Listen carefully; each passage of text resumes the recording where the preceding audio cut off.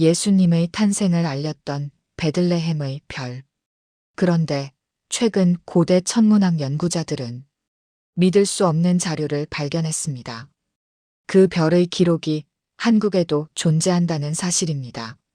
만약 이것이 사실이라면 동방박사를 부른 그 거대한 빛은 이스라엘과 한국 두 나라 모두 하늘 위에서 목격한 셈이 됩니다. 베들레헴의 별은 이스라엘만의 이야기가 아니었다. 동쪽 끝 이 땅, 한국에서도 그 거룩한 빛을 바라본 사람들이 있었다. 이스라엘 예루살렘 히브리 대학의 라파엘 벤 요나 교수가 한 이 발언이 전 세계 종교천문학계를 충격에 빠뜨렸습니다. 그런데 불과 3년 전만 해도 그는 베들레헴의 별이 중동 지역에서만 관측됐다고 믿었습니다. 마태복음 2장에 나오는 우리가 동방에서 그의 별을 보고 9절은 2000년 동안 기독교 천문학의 최대 미스터리였습니다. 해성이었을까요? 초신성이었을까요? 행성 합일 현상이었을까요?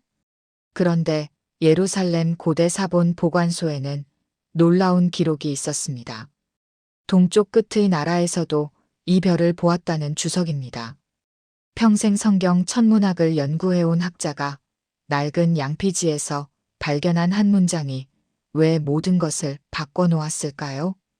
바다 동쪽의 나라는 정확히 어디를 가리킬까요?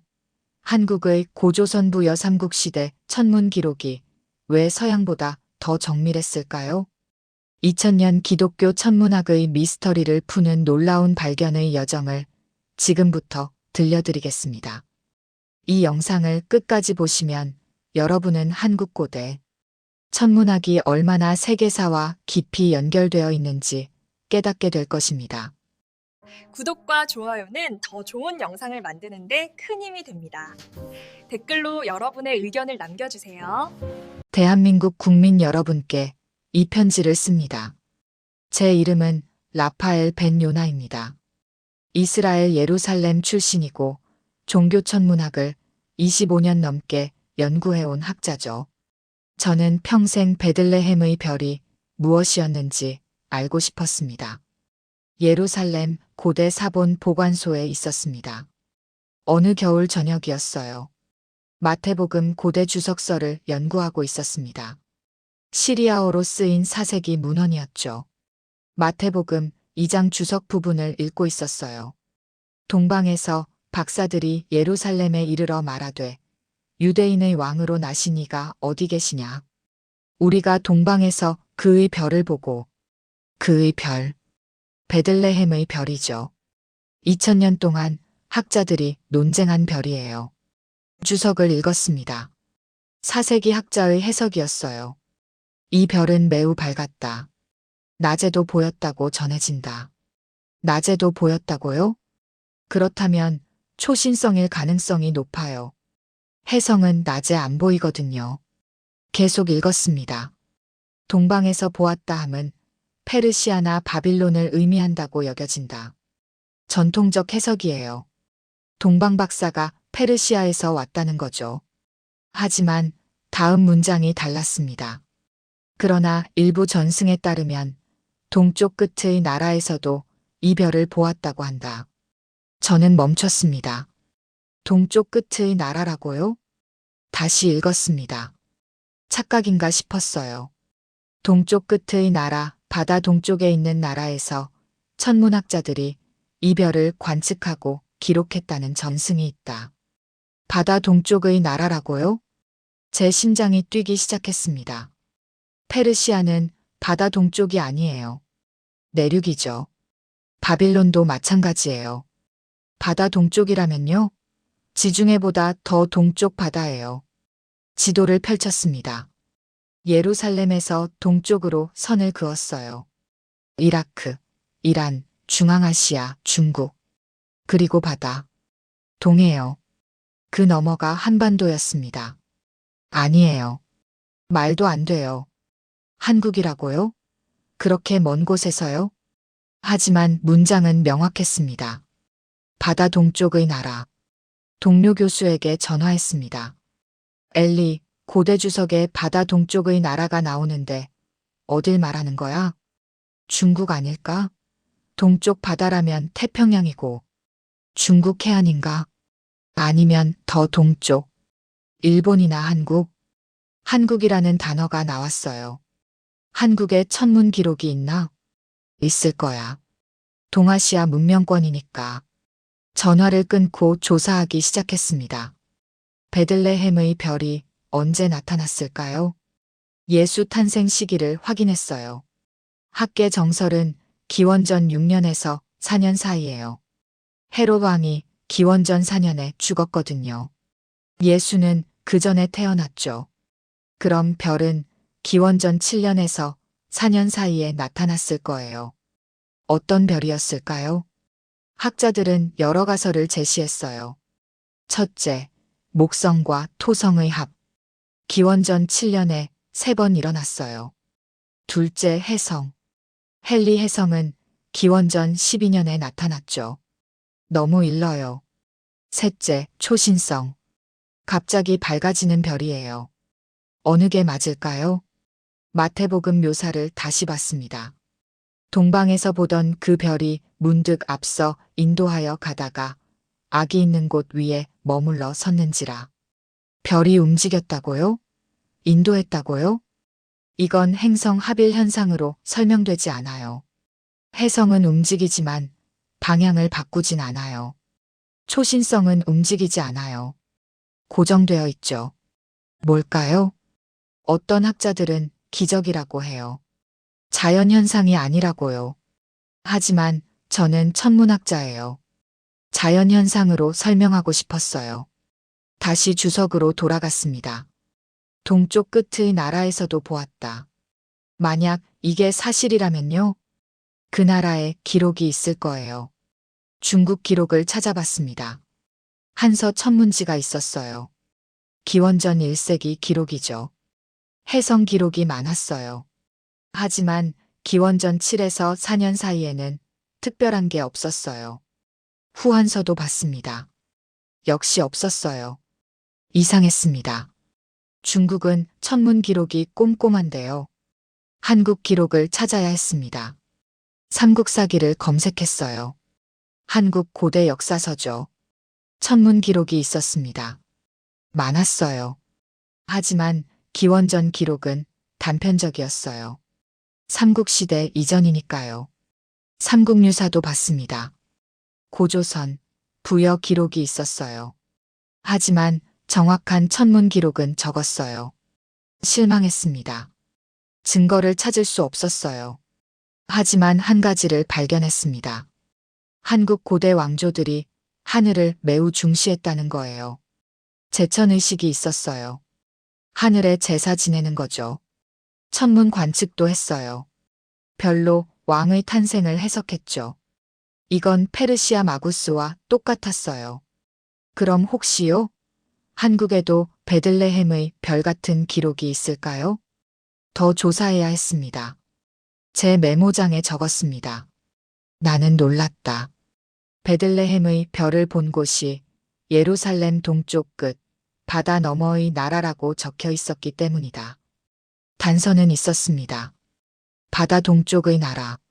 하지만 증거는 아직 없었어요. 찾아야 했습니다. 한국으로 가야 했어요. 바다 동쪽의 나라 단서를 발견한 후 저는 동아시아 천문학을 본격적으로 조사해야 했습니다. 한국의 천문 기록은 정말 존재할까요? 예루살렘 국립도서관 동양학 자료실로 갔습니다. 중국 사설을 먼저 조사했어요. 한국 기록을 이해하려면 배경을 알아야 하니까요. 사기 천관서를 펼쳤습니다. 사마천이 쓴 천문 기록이죠. 별이 움직이면 왕이 바뀐다. 해성이 나타나면 재앙이 온다. 별로 국가 운명을 예언했어요. 태백성이 낮에 보이면 천하에 큰 변화가 온다. 태백성은 금성이에요. 낮에 보일 정도로 밝아지면 중요한 징조였죠. 흥미로웠습니다. 별을 정치적으로 해석했어요. 삼국지를 찾았습니다. 동의전 부분을 읽었어요. 동의는 하늘을 숭배한다. 별을 관측하여 기륭을 점친다. 동이라고요? 동쪽 오랑캐라는 뜻이에요. 하지만 비하적 의미만은 아니에요. 동쪽 민족을 통칭하는 말이죠. 부여, 고구려, 동옥저, 예, 한이 동이에 속한다. 부여와 고구려가 나왔어요. 한반도 북부 왕국들이죠. 이들은 천문을 중시한다. 제사장이 별을 보고 왕에게 고한다. 제사장이 별을 본다고요? 베들레헴의 동방박사와 똑같았습니다. 후한서 동이전도 읽었습니다. 동이 사람들은 별자리로 농사를 짓는다. 계절을 별로 안다. 실용적이었어요. 별로 파종 시기를 정했죠. 특이한 별이 나타나면 제사를 지낸다. 하늘의 뜻을 묻는다. 특이한 별이요? 혜성이나 초신성 같은 거겠죠. 한국 역사 연구 논문을 찾았습니다. 서울대학교 천문학과 교수의 논문이었어요. 한국 고대 천문 기록의 특징이라는 제목이죠. 읽기 시작했습니다. 삼국사기에는 1400여 건의 천문 기록이 있다. 1400건이라고요? 엄청나게 많아요. 해성 출현 240회, 일식 158회, 월식 134회, 행성 이상 현상 180회. 구체적이었어요. 날짜까지 기록됐죠. 고구려는 특히 천문 관측이 발달했다. 천문도를 그렸고 관측소를 운영했다. 천문도라고요? 별자리 지도죠. 고구려 고분벽화에 천문도가 그려져 있다. 정확도가 높다. 얼마나 정확할까요? 논문에 사진이 있었어요. 고구려 고분벽화 천문도였죠. 칠성, 28수, 3원이 그려져 있었어요. 칠성은 북두 칠성이에요. 28수는 별자리 구분이죠. 3원은 천구의 새 영역이에요. 정교했습니다. 위치가 정확했어요. 고구려 천문도는 4에서 5세기 작품이지만 그 이전 전통을 반영한다. 그 이전이라고요? 기원전까지 거슬러 올라갈 수 있다는 뜻이죠. 제 메모장에 적었습니다. 동의의 기록은 놀라웠다.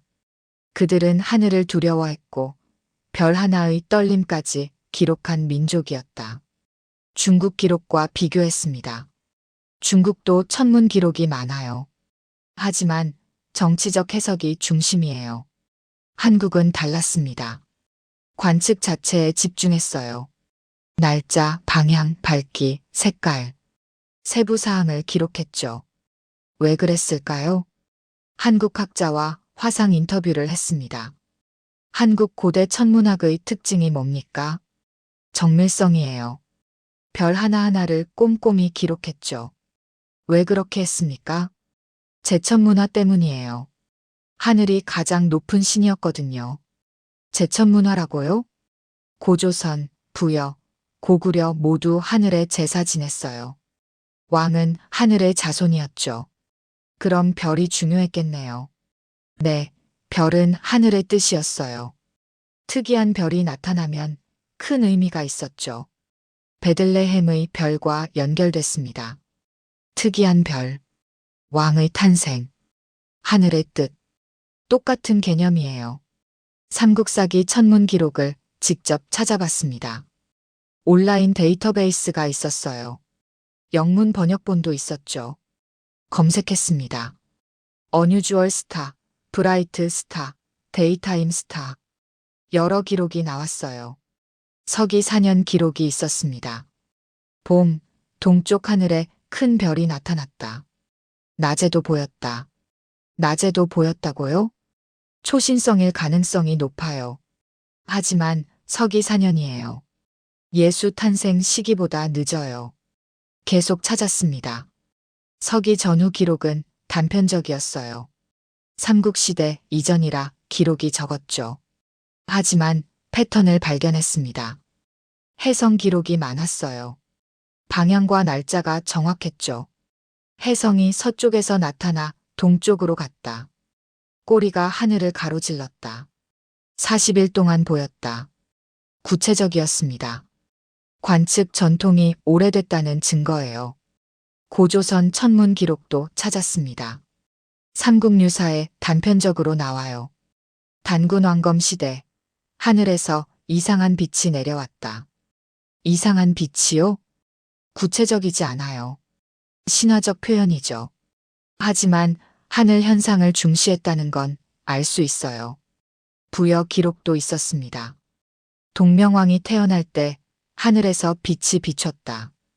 역시 하늘빛이에요. 왕의 탄생과 하늘 현상이 연결돼 있어요. 이게 중요했습니다. 한국 고대 왕조는 왕의 탄생을 하늘 현상으로 정당화했어요. 특이한 별, 빛, 징조.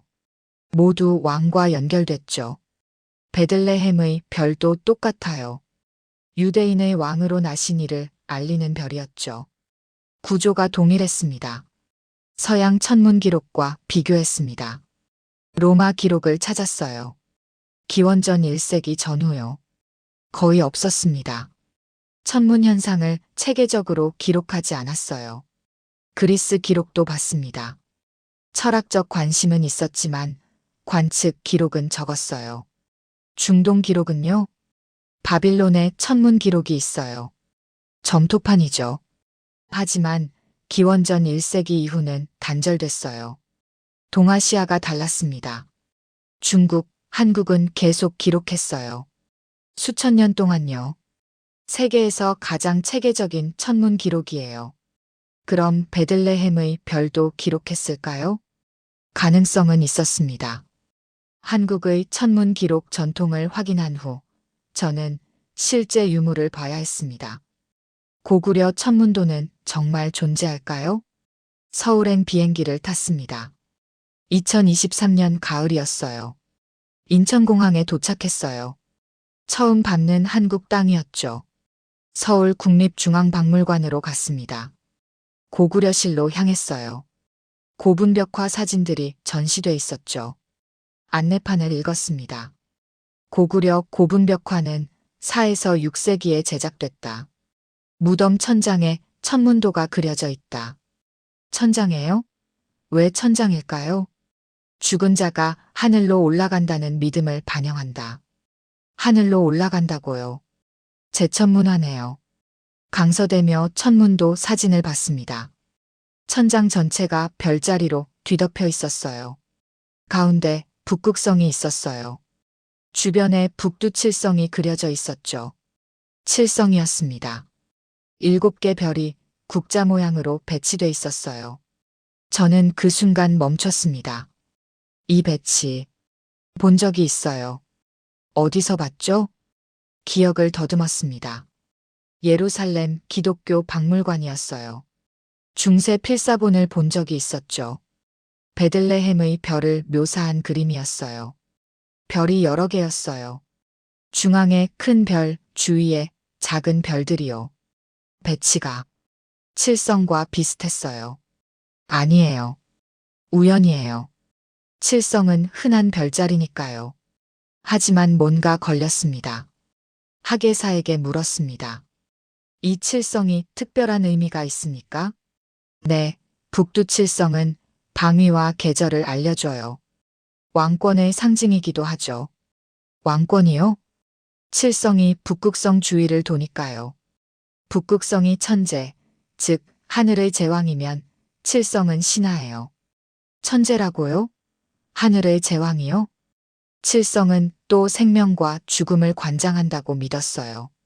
특히 탄생과 관련 깊죠. 탄생이라고요? 제 심장이 뛰기 시작했습니다. 어떤 탄생입니까? 왕의 탄생이요. 칠성이 특이하게 배치되면 왕이 태어난다고 봤어요. 왕의 탄생을 알리는 별자리라고요? 베들레헴의 별과 똑같았습니다. 다른 고분 천문도도 봤습니다. 덕흥리 고분 천문도였어요. 역시 칠성이 중심이었어요. 하지만 배치가 조금 달랐죠. 이건 왜 다릅니까? 시기가 달라서요.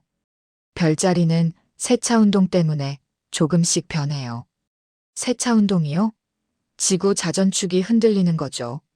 이 천문도는 실제 하늘을 관측해서 그린 거예요. 상상이 아니라 실제예요. 실제 관측이라고요? 고구려 사람들이 정말 밤하늘을 보고 그렸다는 거죠. 제 메모장에 적었습니다. 칠성 문양을 보는 순간 나는 그 별을 떠올릴 수밖에 없었다. 그 배치, 그 광채의 묘사는 너무 익숙했다. 호텔로 돌아와 자료를 찾아봤습니다. 유럽 중세 베들레헴의 별 그림들을 검색했어요. 여러 필사본이 나왔습니다. 14세기 프랑스 필사본. 별이 그려져 있었어요. 중앙에 큰 별, 주위에 6개 작은 별. 칠성이었습니다. 모양이 비슷했어요. 15세기 이탈리아 프레스코화도 봤습니다. 역시 별이 여러 개였어요.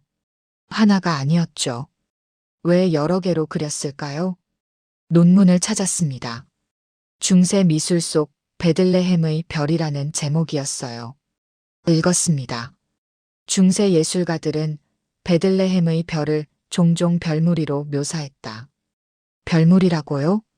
이는 동방박사들의 구전 전승을 반영한 것으로 보인다.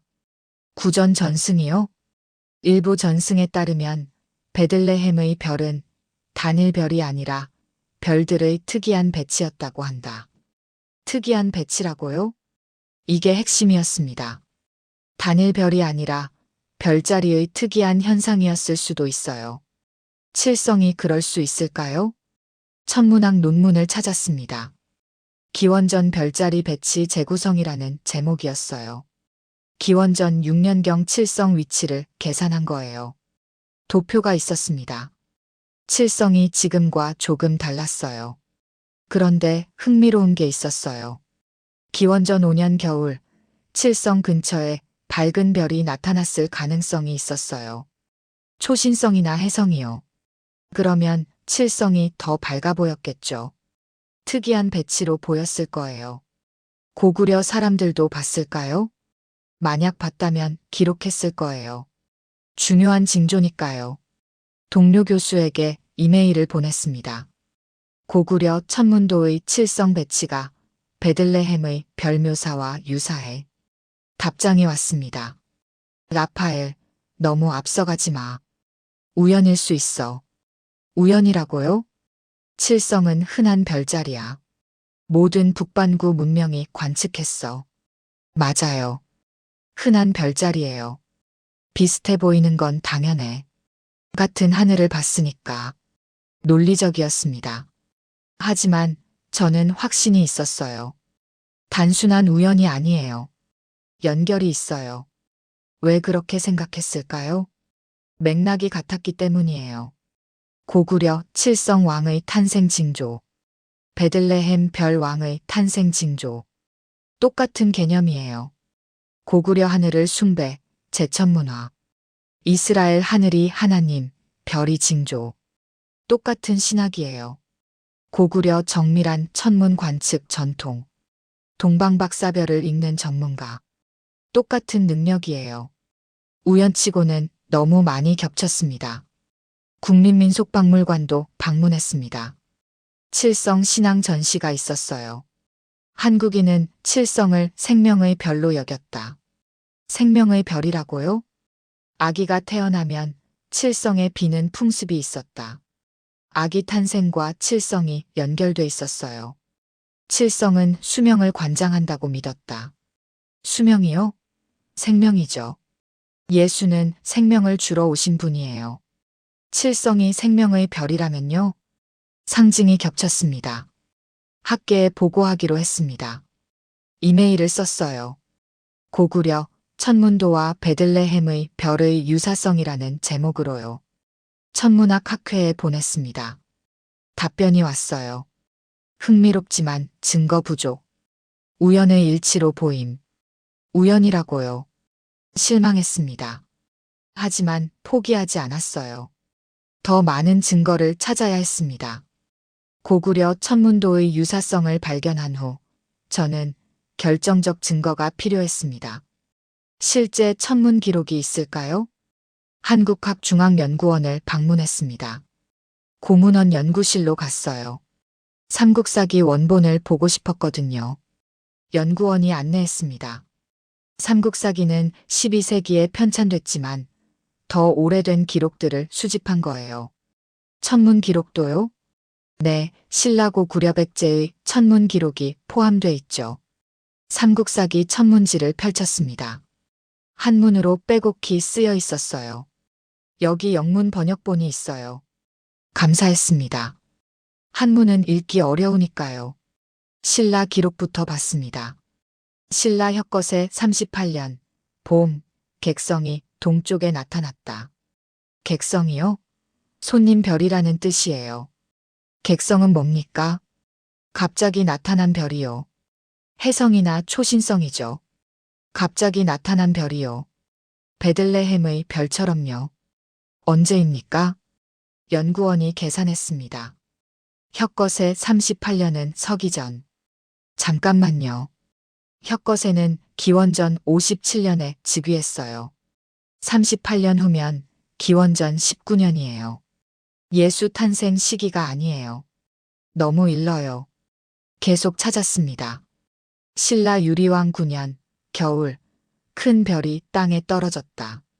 유리왕 9년은 서기 32년이에요. 너무 늦어요. 고구려 기록을 봤습니다. 고구려 유리왕 19년 봄 별이 비처럼 쏟아졌다. 유리왕 19년은 서기 1년이에요. 가까워요. 예수 탄생 시기 직후죠. 하지만 별이 비처럼 쏟아졌다는 유성우예요. 베들레헴의 별은 아니에요. 백제 기록도 찾았습니다. 백제는 기록이 적었어요. 삼국 중 가장 적었죠. 실망했습니다. 정확한 시기의 기록이 없었어요. 연구원에게 물었습니다. 기원전 7년에서 4년 사이 기록이 있습니까? 그 시기는 삼국 초기라 기록이 단편적이에요. 전혀 없습니까? 삼국사기에는 없지만 다른 문헌이 있을 수 있어요. 어디에요? 중국 사서요. 한국 관련 기록이 있거든요. 중국 사서라고요? 한서와 후한서에 동의 관련 천문 기록이 좀 있어요. 자료를 찾아봤습니다. 한서 천문지를 검색했어요. 기원전 5년 기록이 있었습니다. 혜성이 동쪽에서 나타나 40일 동안 보였다. 혜성이라고요? 40일이요? 베들레헴의 별과 비슷할 수 있어요. 하지만 동쪽에서라는 게 애매했어요. 중국 동쪽일까요? 주석을 찾아봤습니다. 이 혜성은 동방, 즉 동이 지역에서도 관측됐다고 전해진다. 동이 지역이라고요? 한국이죠. 제 심장이 뛰기 시작했습니다. 더 찾았습니다. 후한서에도 기록이 있었어요. 기원전 4년 봄, 큰 별이 낮에 나타났다. 낮에 나타났다고요? 이건 초신성일 가능성이 높아요. 초신성은 갑자기 밝아지는 별이에요. 태양보다 밝을 수 있죠. 낮에 보일 정도면 엄청나게 밝은 거예요. 어디서 보였습니까? 주석을 읽었습니다. 천하에서 모두 보였다. 천하요? 중국 전역이라는 뜻이에요. 그럼 한국에서도 봤겠죠. 제 메모장에 적었습니다. 오래된 책 속에서 나는 찾고 있던 문장을 발견했다. 밤낮으로 빛나는 큰 별이 동쪽에서 나타났다. 이것은 베들레헴의 별과 정확히 같았다. 시기를 정리했습니다. 기원전 7년 목성과 토성의 합. 3번 일어남. 기원전 5년 해성 출현. 40일 관측. 기원전 4년 초신성 또는 매우 밝은 별. 낮에도 보임. 어느 게 베들레헴의 별일까요? 학자들 의견이 갈려요. 어떤 이는 기원전 7년이라고 해요. 목성과 토성의 합이 왕의 별이라고요. 어떤 이는 기원전 5년이라고 해요. 혜성이 움직였으니까 인도한 별이라고요. 어떤 이는 기원전 4년이라고 해요. 초신성이 가장 밝았으니까요. 저는 어떻게 생각할까요? 모두 가능해요. 또는 여러 현상의 조합일 수도 있죠. 중요한 건 이거예요. 이 모든 현상이 동아시아에서도 관측됐다는 거예요. 한국도 봤을 거예요. 한국천문연구원을 방문했습니다. 천문학자와 이야기했어요. 기원전 5년 혜성이 한국에서 보였을까요? 당연하죠. 혜성은 전 세계에서 보여요. 기원전 4년 밝은 별은요? 초신성이라면 역시 전 세계에서 봤을 거예요. 기록이 없는 이유는 뭡니까? 삼국 초기라 기록 체계가 완비되지 않았어요. 하지만 구전으로는 전해졌을 거예요. 구전이라고요? 네, 중요한 천문 현상은 입에서 입으로 전해졌죠. 나중에 문자로 기록되기도 하고요. 그럼 어디 쓸까요? 신화나 전설에 남아있을 수 있어요. 신화요? 단군 신화를 다시 떠올렸습니다. 환웅이 하늘에서 내려올 때 빛이 있었다. 빛이요? 별일 수도 있어요. 부여 건국 신화도 봤습니다. 동명왕이 태어날 때 하늘에서 오색빛이 비쳤다. 오색빛이요? 무지개 같은 거죠. 초신성이 그렇게 보일 수 있어요. 여러 색으로 빛나거든요. 고구려 건국 신화도 있었습니다. 주몽이 태어날 때 큰 별이 떨어졌다. 별이 떨어졌다고요? 유성일 수도 있지만 밝은 별이 나타난 걸 그렇게 표현했을 수도 있어요. 패턴이 보였습니다. 한국 고대 왕조 건국 신화에는 항상 하늘 현상이 있어요. 빛, 별, 오색 구름. 모두 하늘에서 온 징조죠. 이게 왕의 탄생을 정당화하는 거예요. 베들레헴의 별과 똑같은 기능이에요. 유대인의 왕을 알리는 별이었죠. 한국 왕들도 하늘의 별로 정당화됐어요. 같은 사고방식이에요. 문화적 연결이 있는 거죠. 천문 기록의 유사성을 확인한 후 저는 더 깊은 질문을 던져야 했습니다. 왜 한국은 별로 왕을 해석했을까요? 경주 첨성대를 방문했습니다.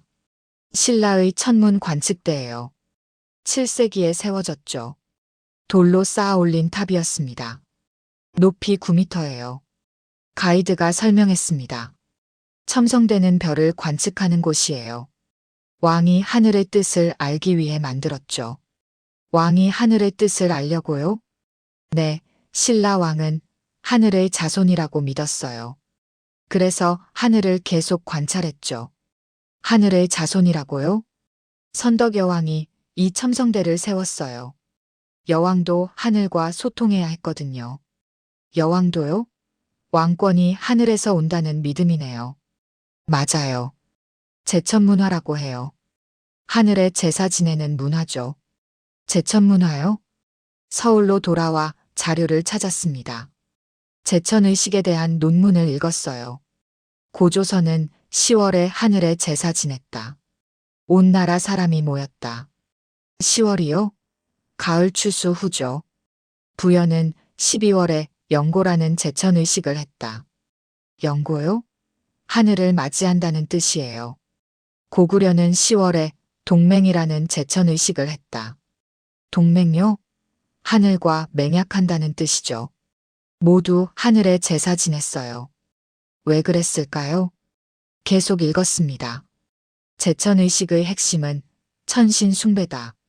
하늘을 가장 높은 신으로 여겼다. 천신숭배요? 왕은 천신의 후손이다. 따라서 왕권은 하늘에서 온다. 하늘에서 온 왕권이요? 이게 핵심이었습니다. 제 메모장에 적었습니다. 동의의 제천문화는 히브리 전통과 너무 닮아 있었다. 둘 다 별을 통해 왕의 탄생을 읽어냈던 민족이었다. 이스라엘과 비교했습니다. 이스라엘도 왕권이 하늘에서 와요. 여호와께서 기름 부으신 자, 즉 메시아죠. 왕은 하나님이 선택해요. 사람이 선택하는 게 아니에요. 어떻게 알까요? 선지자가 알려줘요. 선지자는 하나님 말씀을 듣죠. 한국은요?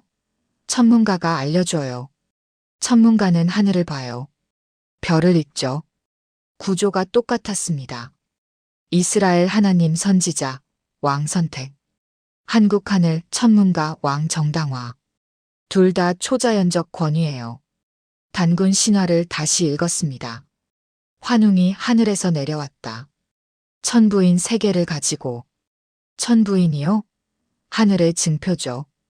환웅은 풍백, 우사, 운사를 거느렸다. 바람, 비, 구름의 신이에요. 하늘 현상이죠. 단군 왕검이 태어났다. 고조선을 세웠다. 단군은 환웅의 아들이에요. 하늘 손자죠. 왕권의 근원이 하늘이에요. 부여, 건국 신화도 봤습니다. 해모수가 하늘에서 내려왔다. 오룡거를 타고. 오룡거요? 5마리 용이 끄는 수레죠. 유화를 만나 아들을 낳았다. 주몽이다. 주몽이 동명왕이에요. 고구려를 세웠죠. 역시 하늘에서 온 혈통이에요. 고구려 광개토 대왕비를 봤습니다. 추모왕은 천재의 아들이다. 천재라고요? 하늘의 제왕이요. 하늘이 내려보내 나라를 세웠다. 하늘이 보냈다고요? 왕권이 하늘에서 왔다는 선언이에요. 신라도 마찬가지였습니다. 혁거세는 알에서 태어났다. 하늘이 보낸 아이다. 알이요? 신비한 탄생이죠. 계룡이 나타나고 오색 구름이 덮였다. 하늘 징조가 있었어요. 패턴이 명확했습니다. 한국 모든 왕조는 하늘과 연결돼 있어요. 왕의 탄생은 하늘이 알려요. 특이한 별, 빛, 구름. 모두 징조죠. 이게 왕권을 정당화하는 방법이에요. 베들레헴의 별도 똑같아요. 마태복음을 다시 읽었습니다. 동방에서 박사들이 말하되 유대인의 왕으로 나신 이가 어디 계시냐? 왕으로 나시니요. 우리가 동방에서 그의 별을 보고 별이 알려줬어요. 왕이 태어났다고요. 구조가 동일했습니다. 하늘 별 왕의 탄생.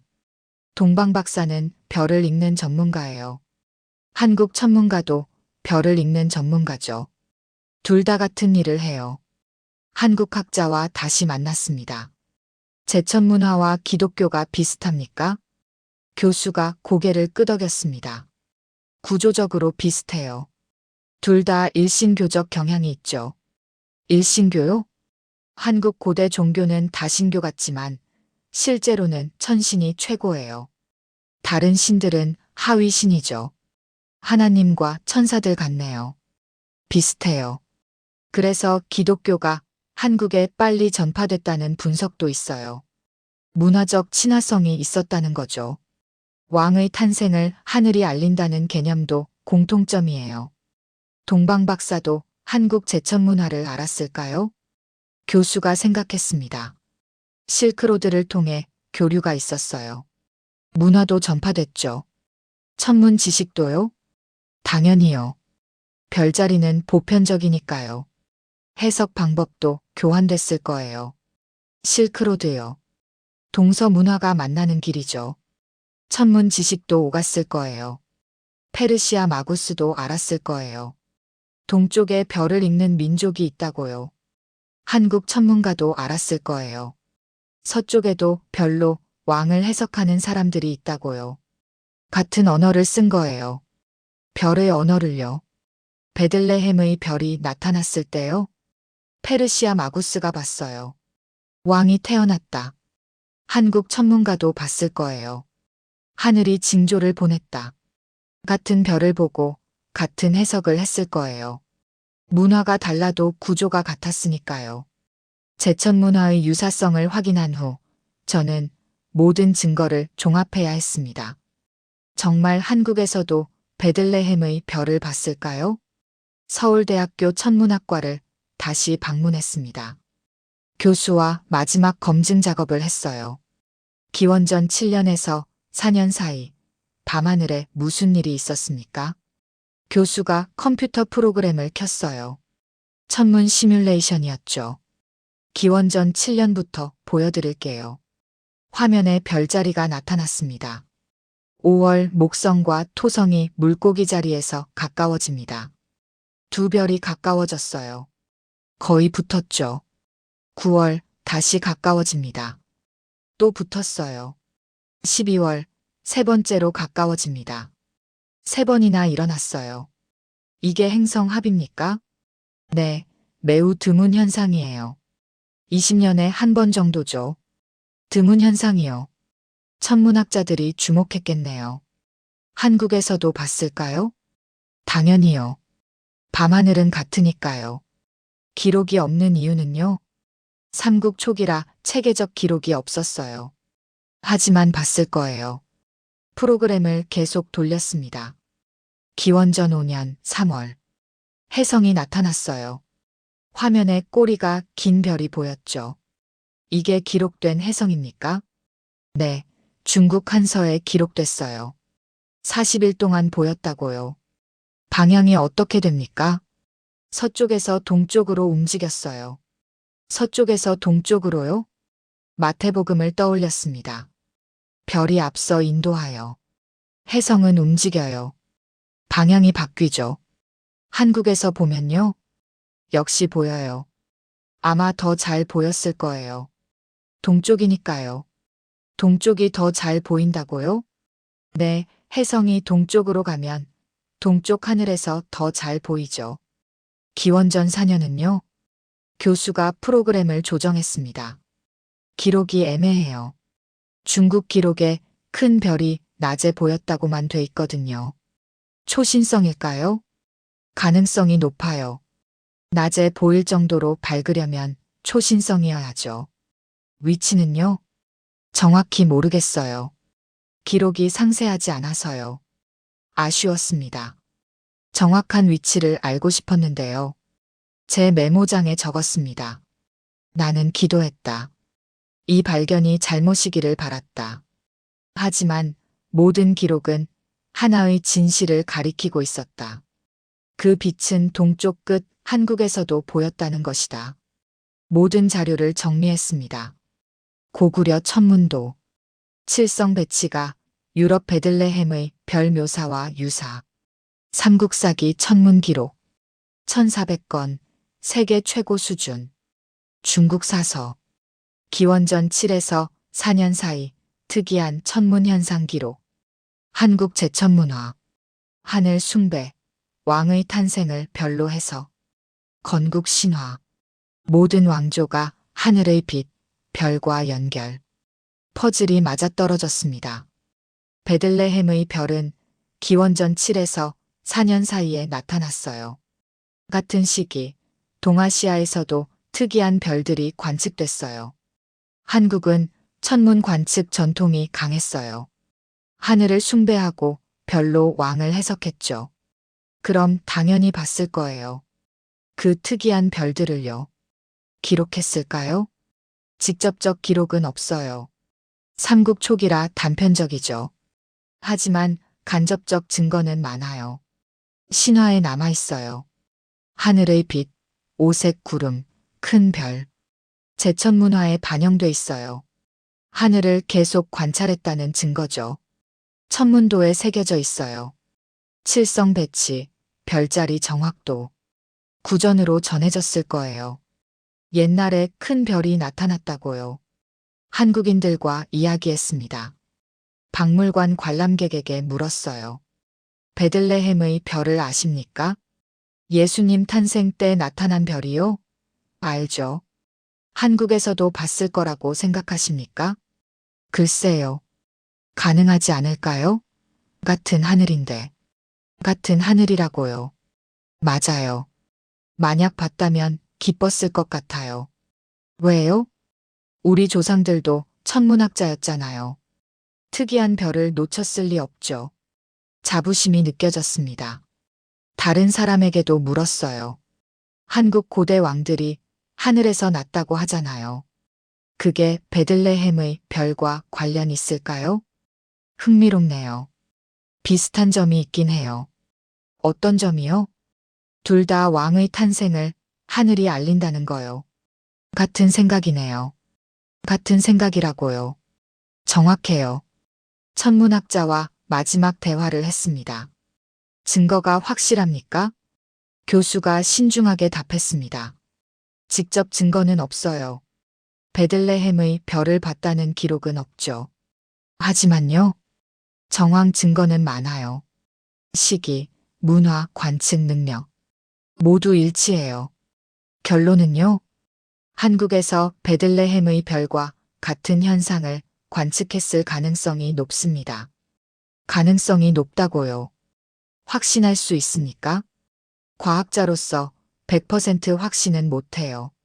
하지만 90%는 확신해요. 90%라고요.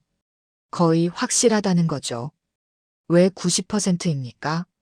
천문 현상은 전 세계에서 보여요. 한국은 관측 능력이 있었어요. 기록 전통도 있었고요. 안 봤을 이유가 없어요. 논리적이었습니다. 보편적 현상 관측, 능력 기록, 전통 관측했을 것. 직접 기록은 없지만 보지 않았을 리 없어요. 저는 확신했습니다. 한국도 베들레헴의 별을 봤다고요. 기록하지 않았을 뿐이에요. 또는 기록이 사라졌거나요.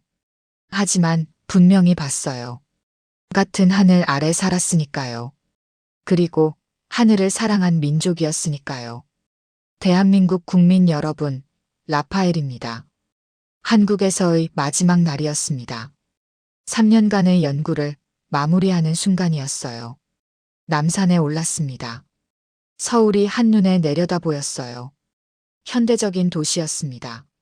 하지만 어딘가에 고대의 혼이 남아 있었죠. 저녁이 되었습니다. 별이 하나둘 나타났어요. 북두칠성이 보였습니다. 고구려 사람들이 그렸던 바로 그 별자리요. 2000년 전에도 저렇게 빛났을 거예요. 그리고 그때 또 다른 별이 나타났었죠. 베들레헴의 별이요. 대한민국 국민 여러분, 저는 이스라엘에서 왔습니다. 평생 베들레헴의 별의 비밀을 알고 싶었어요. 그 별이 무엇이었는지, 누가 봤는지, 어떤 의미였는지요. 그런데 답은 한국에 있었습니다. 증거를 정리하겠습니다. 첫째, 언어적 증거입니다. 고대 시리아어 주석에 바다 동쪽의 나라에서도 이 별을 보았다는 기록이 있어요. 바다 동쪽, 예루살렘에서 동쪽 끝이죠. 한반도입니다. 둘째, 천문학적 증거입니다. 기원전 7년 목성과 토성의 합이 3번 일어났어요. 기원전 5년 혜성이 40일간 관측됐어요. 기원전 4년 매우 밝은 별이 낮에도 보였어요. 이 모든 현상은 전 세계에서 관측 가능했어요. 한국도 봤을 거예요. 셋째, 기록적 증거입니다. 삼국사기에 1400건 이상의 천문 기록이 있어요. 해성, 초신성, 행성 이상 현상이 날짜와 방향까지 기록돼 있죠. 세계 최고 수준의 천문 기록이에요. 기원전 기록은 단편적이지만 관측 전통은 이미 확립돼 있었어요. 넷째, 문화적 증거입니다. 한국 고대 왕조는 모두 제천 문화를 가졌어요. 하늘을 숭배하고 별로 왕권을 정당화했죠. 특이한 별은 왕의 탄생을 알리는 징조였어요. 베들레헴의 별과 정확히 같은 개념이에요. 다섯째, 유물적 증거입니다. 고구려 고분벽화의 천문도가 있어요. 칠성 배치가 정교해요. 실제 관측을 반영하죠. 유럽 중세 베들레헴의 별 묘사와 구조적으로 유사해요. 여섯째, 신화적 증거입니다. 단군, 부여, 고구려 모든 건국 신화에 하늘의 빛이 나타나요. 큰 별, 오색 구름, 하늘의 징조. 왕의 탄생과 천문 현상이 연결돼 있어요. 증거는 명확합니다. 한국은 베들레헴의 별과 같은 현상을 관측했을 가능성이 매우 높아요. 직접적 기록은 없지만 정황 증거는 압도적이죠. 그런데 더 중요한 발견이 있습니다. 마태복음 2장을 다시 읽어보세요. 동방에서 박사들이 예루살렘에 이르러. 동방이라고요? 어디를 말할까요? 전통적으로 페르시아나 바빌론이라고 해석했어요. 하지만 그리스어 원문을 보면 아포 아나톨론이에요. 해 뜨는 곳에서라는 뜻이죠. 해 뜨는 곳. 가장 동쪽이에요. 페르시아는 예루살렘 동쪽이지만 끝이 아니에요. 진짜 동쪽 끝은 어디일까요? 한반도입니다. 물론 동방박사가 한국에서 왔다는 건 아니에요. 하지만 동방박사가 동쪽에서 별을 봤다면요? 그 별은 동쪽에서 가장 잘 보였을 거예요. 그리고 동쪽 끝에는 한국이 있었어요. 별을 읽는 능력을 가진 민족이요. 제 메모장에 마지막 문장을 적었습니다. 나는 이제 믿는다. 베들레헴의 별은 이스라엘만의 이야기가 아니었다. 동쪽 끝 이 땅, 한국에서도 그 거룩한 빛을 바라본 사람들이 있었을 것이다. 대한민국 국민 여러분, 여러분은 자랑스러워해야 합니다. 여러분의 조상은 하늘을 읽었어요. 2000년 전 세계를 바꿀 빛이 나타났을 때 그들도 봤어요. 기록하지 않았을 뿐이에요. 또는 기록이 사라졌거나요. 하지만 분명히 봤어요. 그리고 의미를 알았을 거예요. 왕이 태어났다고요. 어떤 왕인지는 몰랐겠죠. 멀리 서쪽 나라의 왕이라고요. 하지만 하늘이 알렸어요. 특별한 일이 일어났다고요. 여러분의 조상은 천문학자였어요. 세계 최고 수준의 관측 능력을 가졌죠. 칠성을 읽고 28수를 기록하고 해성을 추적했어요. 그들이 베들레헴의 별을 놓쳤을 리 없어요. 여러분의 조상은 신앙인이었어요. 하늘을 숭배하고 별을 해석했죠. 왕의 탄생을 하늘이 알린다고 믿었어요. 베들레헴의 별과 같은 신학이에요. 여러분의 조상은 동방의 지혜를 가진 자들이었어요. 동방박사처럼 별을 따라갔을 거예요. 의미를 찾으려고요. 물리적으로 예루살렘까지 가진 않았겠죠. 하지만 영적으로는 연결됐을 거예요. 같은 하늘을 봤으니까요. 저는 예루살렘으로 돌아가 논문을 쓸 겁니다. 베들레헴의 별동아시아 관측 가능성 연구라는 제목으로요. 학계에 발표할 거예요. 논쟁이 있겠죠. 증거가 부족하다고 할 거예요. 하지만 저는 확신합니다. 한국은 베들레헴의 별을 봤어요. 그리고 그 의미를 이해했을 거예요. 왕의 탄생을 알리는 하늘의 징조라고요. 감사합니다, 대한민국. 여러분 덕분에 2000년 된 미스터리에 새로운 빛을 비출 수 있었어요. 존경합니다. 한국의 천문학자들. 고대부터 지금까지 하늘을 읽어온 여러분의 전통을요. 그리고 믿습니다. 베들레헴의 별은 서쪽만의 이야기가 아니에요. 동쪽도 봤어요. 한국도 봤어요. 같은 하늘 아래 우리는 모두 연결돼 있어요. 별의 언어로요. 라파엘 벤요나 올림. 이 영상이 감동적이셨다면 구독과 좋아요 부탁드립니다.